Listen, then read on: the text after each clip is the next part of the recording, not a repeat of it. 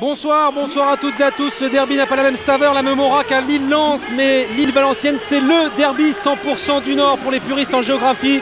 Un derby que vous allez vivre en compagnie d'Alain Perrin. Bonsoir Alain. Bonsoir. Alors Alain, 52 km séparent les deux villes et leurs supporters, c'est proche en distance. En revanche, les deux clubs sont actuellement aux antipodes sportivement. Si Lille carbure, Valenciennes est à l'arrêt. Oui, mais justement, peut-être que ce soir, c'est la bonne occasion pour eux d'aller chercher un résultat. Ils en ont vraiment très besoin. Alors on rappelle au classement, Lille avant le début de cette rencontre est 9e, il pourrait être 4e en cas de succès ce soir. Valenciennes a une trajectoire inverse, Valenciennes a dégringolé à la 16e place. C'est une année de transition, Alain, pour Valenciennes qui s'est reconstruit, tente de se reconstruire après les départs entre autres de Chelles, Wadou, Savidan. Est-ce que la notion de derby peut jouer ce soir pour Valenciennes qui est en plus un club, le cancre de la Ligue 1 en déplacement, hein. 3 déplacements, 3 défaites cette saison. Oui, bien sûr, mais maintenant ils ont un petit peu le dos au mur et peut-être que ce qui faisait leur force, c'était de prendre des points à domicile auparavant. En ce moment, ils lâchent des points, donc peut-être que ça va, à travers ce derby, galvaniser un petit peu les joueurs d'aller chercher des points ici chez leur rival lillois. Alors contrairement à Valenciennes, Lille reste sur son meilleur match de la saison, hein, cette victoire à Monaco 2-0.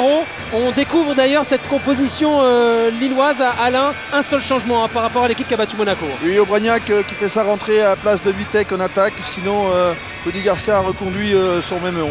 Avec Balmont, c'est quand même une histoire assez incroyable qui a été agressé ce matin aux alentours de 5 heures du matin. Des malfaiteurs se sont introduits chez lui, l'ont molesté lui et sa famille avant de lui voler son véhicule, mais il a tenu à être sur la pelouse ce soir. Rudy Garcia sera évidemment très attentif aux performances de son joueur. Il faut quand même avoir un sacré cran pour jouer ce soir. Pour pouvoir être prêt justement à assumer un match derrière. Match arbitré par Laurent Duhamel, vous l'avez vu. On découvre la composition de cette équipe de Valenciennes avec beaucoup de joueurs à l'infirmerie. Ce n'est pas l'équipe type.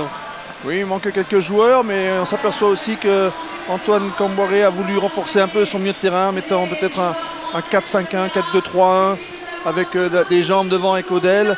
Et Melbandi certainement en soutien de Odell pour jouer les contre-attaques. Pour la première fois de la saison, Antoine Camboiré a décidé d'abandonner son fidèle 4-4-2.